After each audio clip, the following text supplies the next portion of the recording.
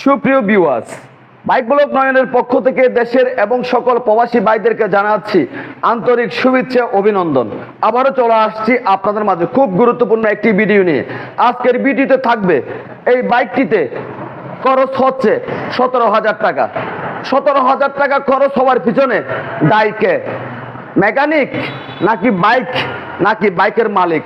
তো চলুন দেখে আসি আজকের ভিডিও।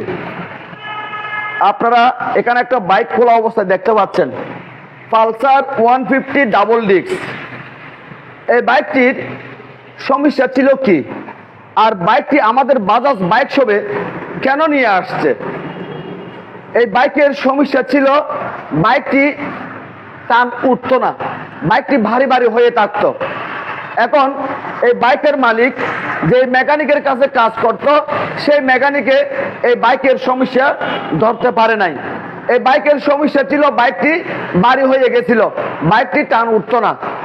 বাইকের সমস্যা কোথায় ছিল? এখন এই বাইকের অনেকগুলি সমস্যা আজকে আমরা বাইর করলাম। বাইকটি আমাদের কাছে নিয়ে আসছে, মাস্টার সার্ভিস করবে এবং বাইকের সমস্যার সমাধান করবে। তো আমি বাইকটি চালিয়ে দেখলাম, বাইকটি ভারী ভারী হয়ে আছে এবং বাইকের স্টিয়ারিং প্রচুর পরিমাণে জ্যাম।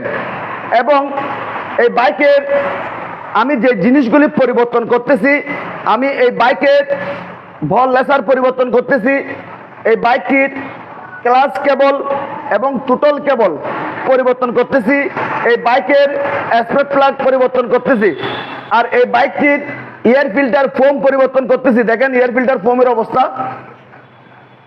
এবং এই বাইকটির আমি একটি কার্বুরেটর পরিবর্তন করতেছি। এই জিনিসগুলি পরিবর্তন করার প্রয়োজন হয়েছে বিধায় আমার পরিবর্তন করতে হচ্ছে। এই বাইকটির সমস্যা ছিল কোন জায়গায়? বাইকের টেপিট যখন আপনার যখন সঠিক নিয়মে অ্যাডজাস্ট থাকবে না, তখন আপনার বাইকটি ভারী ভারী হয়ে যাবে। যখন আপনার বাইকের বল লেসার জ্যাম হয়ে যাবে, তখন আপনার বাইকটি ভারী ভারী হয়ে যাবে। যখন আপনার বাইকটি সুইমারের বুশের মধ্যে যখন গিরিশ শুকিয়ে যাবে, তখন আপনার বাইকটি জ্যাম হয়ে যাবে, আপনার বাইকটি ভারী ভারী হয়ে যাবে। আপনার বাইকের স্পার্ক প্লাগ এবং এয়ার ফিল্টার ফোম বাইকের জন্য খুব গুরুত্বপূর্ণ। এই জিনিসগুলো যদি ঠিক না থাকে, সেক্ষেত্রে আপনার বাইকটি ভারী ভারী মনে হবে। তো আমি এই বাইকের জিনিসগুলি পরিবর্তন করব, কাস্টমারকে জানিয়েছি। এবং এই বাইকটির কার্বুরেটর কেন পরিবর্তন করতেছি? এই বাইকটির কার্বুরেটর বারবার কোলা বাঁধা করছে। এই বাইকটি যে মেকানিকের কাছে কাজ করত, সেই মেকানিকে কি করছে, গাড়ির যখন টান উঠতেছে না, তখন উনি বাইকের ক্লাচ প্লেট পরিবর্তন করছে। আমি এই বাইকের ক্লাচ প্লেট খুলে চেক করে দেখলাম, এই বাইকের ক্লাচ প্লেট এবং হাফ ক্লাচ ফুল ক্লাচ একদম পারফেক্ট আছে, ঠিক আছে, কোনো সমস্যা নাই। কিন্তু এই বাইকের ক্লাচ প্লেট উনি ওনার এলাকায় পরিবর্তন করে ফেলছে। এখন কার্বুরেটর খুলে দেখলাম, কার্বুরেটরের যে একটা বাটারফ্লাই রাবার থাকে, এই রাবারটাকে নষ্ট করে ফেলছে। বারবার খোলা বাঁধার কারণে এই রাবারটি নষ্ট হয়ে গেছে। এই রাবারটি যখন নষ্ট হয়ে যাবে, তখন আপনার বাইকের কার্বুরেটর সম্পূর্ণ পরিবর্তন করতে হবে। কারণ কার্বুরেটর পিস্টন এবং বাটারফ্লাই রাবার আমাদের বাংলাদেশে আলাদা করে পাওয়া যায় না। আলাদা করে যদিও পাওয়া যায়, সেক্ষেত্রে আপনার মোটা অঙ্কের টাকা গুনতে হবে। একটা কার্বুরেটরের দাম ধরেন 7,000 থেকে 7,500 টাকা এরকম হতে পারে। তবে একটা কার্বুরেটর পিস্টন এবং বাটারফ্লাই রাবারের দাম 3,000 থেকে 3,500 টাকা। সেক্ষেত্রে এই জিনিসগুলি কাস্টমার লাগাতে চায় না। আমিও এই জিনিসগুলি আমাদের সার্ভিস সেন্টারে রাখি না, কারণ এই জিনিসগুলির প্রচুর দাম হওয়ার কারণে জিনিসগুলি রাখি না। সেজন্য কাস্টমারও এই জিনিসগুলি পায় না এবং দাম যখন বেশি শুনে তখন আর ক্রয়ও করতে চায় না, সেজন্য রাখা হয় না। তো এই বাইকটির কার্বুরেটরটি পরিবর্তন করতে হচ্ছে।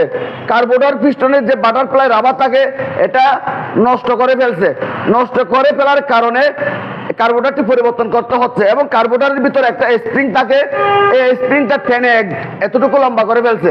লম্বা করার কারণে পরবর্তী গিয়ে এই বাইকের সমস্যা তার সমাধান হচ্ছে না, বাইকের সমস্যা রয়ে গেছে। আমাদের বাজাজ বাইক শপে নিয়ে আসছে, বাইকটি সম্পূর্ণ চেক করে দেখলাম যে পার্টসগুলি লাগবে, কাস্টমারকে জানালাম এবং এই বাইকটিতে আমাদের কাজের বিল সহ 17,000 টাকা ক্যাশ ওনার খরচ হচ্ছে। এখন এখানে দায়ীকে কি বাইক নাকি বাইকের মালিক নাকি মেকানিক? আমি দোষ দেব বাইকের মালিককে, কারণ বাইকের মালিক যদি বাইকের যত্ন, একটা বাইকের যত্ন বলতে যে জিনিসগুলি আমাদের দেখতে হবে, বল লেসার অবশ্যই আমাদের গ্রিজ করতে হবে, প্রয়োজন হলে বলগুলি পরিবর্তন করতে হবে, ক্লাচ কেবল, টোটাল কেবল আমাদের অবশ্যই পরিবর্তন করতে হবে। এই জিনিসগুলির কারণে বাইক বাড়ি বাড়ি হয়ে যায়। বাইকের এয়ার ফিল্টার ফোমের অবস্থা দেখেন, বাইকের spark plug air filter foam খুব গুরুত্বপূর্ণ। অবশ্যই আপনারা চেষ্টা করবেন প্রতি 5,000 কিলোমিটারের মধ্যে পরিবর্তন করার। সেক্ষেত্রে আপনার বাইকের রেডি পিকআপ ভালো থাকবে, টপ স্পিড ভালো থাকবে, বাইক চালিয়ে অনেক বেশি মজা পাবেন। তো আমি আজকের ভিডিওটা আনার একমাত্র কারণ হচ্ছে আপনার পকেটের বাড়তি টাকা খরচ না হওয়ার জন্য আপনার বাইকটি অবশ্যই ভালো কোনো মেকানিককে দেখাবেন। অবশ্যই বাজাজের অথবা আপনি যে কোম্পানির বাইক ব্যবহার করেন অবশ্যই জেনুইন পার্টস ব্যবহার করার চেষ্টা করবেন সার্ভিস সেন্টার থেকে। সেক্ষেত্রে আপনার বাইকের বড় কোনো সমস্যা আসবে না এবং আপনার বাইকের মধ্যে এতগুলি টাকা খরচ করতে হবে না। তো আজকের ভিডিও যদি আপনাদের ভালো লেগে থাকে লাইক করবেন, কমেন্ট করবেন এবং বেশি বেশি করে শেয়ার করবেন। আর আমাদের ছোট্ট পরিবারটি সামনের দিকে এগিয়ে যাওয়ার জন্য সুযোগ করে দিবেন। সবাইকে অনেক অনেক ধন্যবাদ জানিয়ে আজকের মতো বিদায় নিলাম।